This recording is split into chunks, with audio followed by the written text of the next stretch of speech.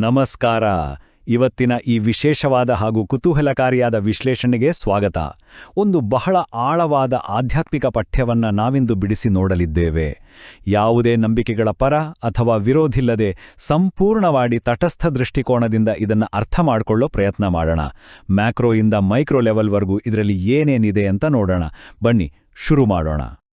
ಈ ವಿಷಯವನ್ನ ಸರಳವಾಗಿ ಅರ್ಥ ಮಾಡಿಕೊಳ್ಳೋಕೆ ನಾವು ಇದನ್ನ 5 ಮುಖ್ಯ ವಿಭಾಗಗಳಾಗಿ ವಿಂಗಡಿಸಿದ್ದೇವೆ. 1. ಪರಮಾತ್ಮನ ನಿಖರ ಸ್ವರೂಪ. 2. ಸರಳ ಜೀವನ. 3. 84 ಜನ್ಮಗಳ ನಾಟಕ. 4. ಯೋಗದ ನೈಜ ಅರ್ಥ.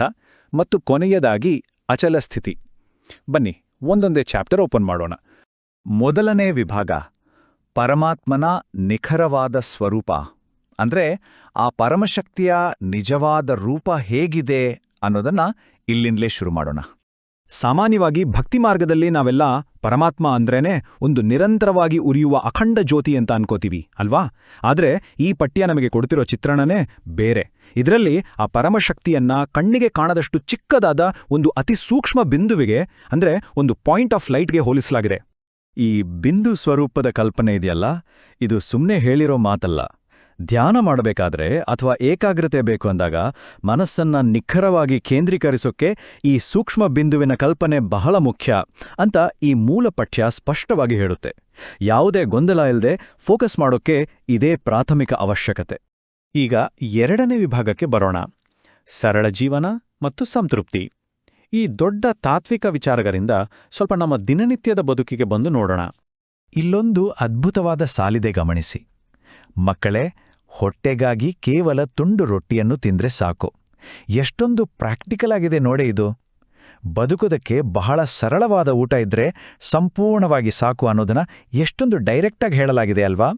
ಇದನ್ನ ಇನ್ನೊಂದು ರೀತಿ ಅರ್ಥ ಮಾಡ್ಕೊಳ್ಳೋದಾದ್ರೆ, 10 ರೂಪಾಯಿಯ ಸಾಮಾನ್ಯ ಊಟ ಆಗಿರ್ಬೋದು ಅಥವಾ 10,000 ರೂಪಾಯಿಯ ಅದ್ದೂರಿ ಊಟನೇ ಆಗಿರ್ಬೋದು. ಇವೆರಡೂ ಮಾಡೋದು ಒಂದೇ ಕೆಲಸ, ಅದೇ ಹೊಟ್ಟೆ ತುಂಬಿಸೋದು. ಇನ್ನೂ ಹೇಳಬೇಕು ಅಂದೆ, ರುಚಿ ವೈವಿಧ್ಯತೆ ಅಂತ 10,000 ಊಟ ಮಾಡಿದ್ರೆ ಅದು ಆರೋಗ್ಯದ ಬದಲು ಆಸ್ಪತ್ರೆ ಬಿಲ್ ಏರಿಸ್ಬೋದು ಅಂತ ಈ ಪಠ್ಯ ಬಹಳ ಮಾರ್ಮಿಕವಾಗಿ ಎಚ್ಚರಿಸುತ್ತೆ. ಇನ್ನೊಂದು ಇಂಟ್ರೆಸ್ಟಿಂಗ್ ವಿಚಾರ ಏನಂದ್ರೆ, ಸನ್ಯಾಸತ್ವದ ಬಗ್ಗೆ ಈ ಮೂಲದಲ್ಲಿರೋ ಭಿನ್ನವಾದ ನಿಲುವು. ಆತ್ಮ ಅನ್ನೋದು ಅಮರ, ಅದು ಟೈಮ್ ಆದ್ಮೇಲೆ ಪವಿತ್ರ ಅಥವಾ ಅಪವಿತ್ರ ಆಗ್ಬೋದೇ ಹೊರತು ಕೆಲವರು ನಂಬೋ ಹಾಗೆ ಪಂಚಭೂತಗಳಲ್ಲಿ ಅದು ಯಾವತ್ತೂ ಸಂಪೂರ್ಣವಾಗಿ ಲೀನ ಆಗೋದೇ ಇಲ್ಲ ಅಂತ ಇದು ಹೇಳುತ್ತೆ. ಅಂದ್ರೆ ಆತ್ಮ ಅನ್ನೋದು ಶಾಶ್ವತವಾಗಿ ಆಕ್ಟ್ ಮಾಡ್ತಿರೋ ಒಂದು ಪಾತ್ರ ಅಷ್ಟೇ. ಸರಿ, ಈಗ 3ನೇ ವಿಭಾಗ, 84 ಜನ್ಮಗಳ ಭವ್ಯ ನಾಟಕ. ಮತ್ತೆ ಆ ಕಾಸ್ಮಿಕ್ ಲೆವೆಲ್ಗೆ ಝೂಮ್ ಔಟ್ ಮಾಡಿ ಈ ಭವ್ಯ ಇತಿಹಾಸವನ್ನ ನೋಡೋಣ. ಈಗ ಈ 84 ಅಥವಾ 84 ಅನ್ನೋ ಸಂಖ್ಯೆಯನ್ನ ತಗೊಂಡ್ರೆ ಇದು ಬಹಳ ಮುಖ್ಯವಾದದ್ದು. ಈ ನಿರ್ದಿಷ್ಟ ಆಧ್ಯಾತ್ಮಿಕ ದೃಷ್ಟಿಕೋನದ ಪ್ರಕಾರ ಈ ಸೃಷ್ಟಿಯ ನಾಟಕದಲ್ಲಿ ಒಂದು ಆತ್ಮ ತಗೋಬೋದಾದ ಮ್ಯಾಕ್ಸಿಮಮ್ ಜನ್ಮಗಳ ಕೌಂಟ್ ಇದು. ಈ ಇಡೀ ಪ್ರಪಂಚದ ಇತಿಹಾಸ, ಭೂಗೋಳ ಎಲ್ಲವೂ ಒಂದ್ಸಲ ಶುರುವಾಗಿ ಮುಗಿಯೋ ಕಥೆ ಅಲ್ಲ. ಇದೊಂದು ಕಂಟಿನ್ಯೂಯಸ್ ಆಗಿ ರಿಪೀಟ್ ಆಗ್ತಿರೋ, ಎಂದಿಗೂ ನಿಲ್ಲದ ಭವ್ಯವಾದ ಡ್ರಾಮಾ. ಇದ್ಯಾರೋ ಹೊಸದಾಗಿ ಬರ್ದಿದ್ದಲ್ಲ, ಮೊದಲೇ ಫಿಕ್ಸ್ ಆಗಿರೋ, ನಾವೆಲ್ಲರೂ ಪ್ಲೇ ಮಾಡಲೇಬೇಕಾದ ಒಂದು ಸೈಕಲ್ ಅಂತ ಇಲ್ಲಿ ಬಣ್ಣಿಸಲಾಗಿದೆ. ಇಲ್ಲೊಂದು ಅದ್ಭುತವಾದ ಪ್ಯಾರಾಡಾಕ್ಸ್ ಇದೆ ಕೇಳಿ. ಈ ರೂಲ್ಸಿಂದ ಸ್ವತಃ ಆ ಸರ್ವಶಕ್ತನಾದ ಪರಮಾತ್ಮ ಕೂಡ ಹೊರತಾಗಿಲ್ಲವಂತೆ. ಹೌದು, ಆತನಿಗೂ ಈ ಡ್ರಾಮಾದ ನಿಯಮಗಳು ಅನ್ವಯಿಸುತ್ತೆ. ಸರಿಯಾದ ಸಮಯ ಬಂದಾಗ ಮಾತ್ರ ಬಂದು ಈ ಜಗತ್ತನ್ನ ಪಾವನ ಮಾಡಿ ಆಮೇಲೆ ಪರಮಧಾಮದಲ್ಲಿ ರೆಸ್ಟ್ ಮಾಡ್ತಾರೆ ಅನ್ನೋದು ಇಲ್ಲಿರೋ ಬಹಳ ವಿಶಿಷ್ಟವಾದ ವಾದ. ಮುಂದಿನ ವಿಭಾಗ 4, ಯೋಗದ ನೈಜ ಅರ್ಥ. ಈ ದೊಡ್ಡ ಡ್ರಾಮಾದಲ್ಲಿ ನಾವು ನಮ್ಮನ್ನ ಹೇಗೆ ಬ್ಯಾಲೆನ್ಸ್ ಮಾಡ್ಕೋಬೇಕು ಅನ್ನೋದ್ರ ಬಗ್ಗೆ ನೋಡೋಣ. ನೋಡಿ, ಯೋಗ ಅಂತ ತಕ್ಷಣ ನಮ್ಗೆಲ್ಲ ಕಷ್ಟದ ಆಸನಗಳು, ಉಸಿರಾಟದ ವ್ಯಾಯಾಮಗಳು ನೆನಪಾಗುತ್ತೆ ಅಲ್ವಾ?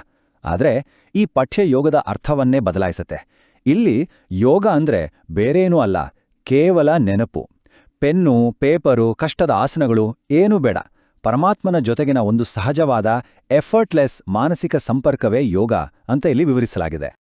ಇದಕ್ಕೆ ಮೂಲದಲ್ಲಿ ಕೊಟ್ಟಿರೋ ಉದಾಹರಣೆ ಕೇಳಿದ್ರೆ ನಿಮ್ಗೆ ಖಂಡಿತ ಇಷ್ಟ ಆಗುತ್ತೆ. ಒಂದು ಚಿಕ್ಕ ಮಗು ತನ್ನ ಅಪ್ಪನನ್ನ ಹೇಗೆ ಎದ್ದೇಳುವಾಗ, ಕೂರುವಾಗ, ಆಟವಾಡುವಾಗ ಬಹಳ ನ್ಯಾಚುರಲ್ ಆಗಿ ನೆನಪು ಮಾಡ್ಕೊಳ್ತೋ, ಅದೇ ರೀತಿ ನಮ್ಮ ದೈನಂದಿನ ಕೆಲಸಗಳ ನಡುವೆ ಯಾವುದೇ ಸ್ಟ್ರೆಸ್ ಇಲ್ಲದೆ ಆ ಪರಮಶಕ್ತಿಯನ್ನ ನೆನಪಿಸ್ಕೊಳ್ಬೇಕು.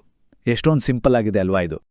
ಕೊನೆಯದಾಗಿ ವಿಭಾಗ 5, ಅಚಲ ಮತ್ತು ಅಡೋಲ ಸ್ಥಿತಿ. ಈ ಇಡೀ ಫಿಲಾಸಫಿಯ ಅಂತಿಮ ಗುರಿಯೇ ಈ ಆಂತರಿಕ ಸ್ಥಿರತೆ. ಇದೆಲ್ಲವನ್ನೂ ಪ್ರಾಕ್ಟಿಕಲ್ ಆಗಿ ದಿನನಿತ್ಯ ಅಳವಡಿಸ್ಕೊಳ್ಳೋಕೆ ಇಲ್ಲಿ 3 ಸಿಂಪಲ್ ಸ್ಟೆಪ್ಸ್ ಕೊಟ್ಟಿದ್ದಾರೆ. ಮೊದಲನೇದು, ಮನಸ್ಸಿನಲ್ಲೇ ಆ 84 ಜನ್ಮಗಳ ಚಕ್ರವನ್ನ ತಿರುಗಿಸ್ತಾ ಇರೋದು.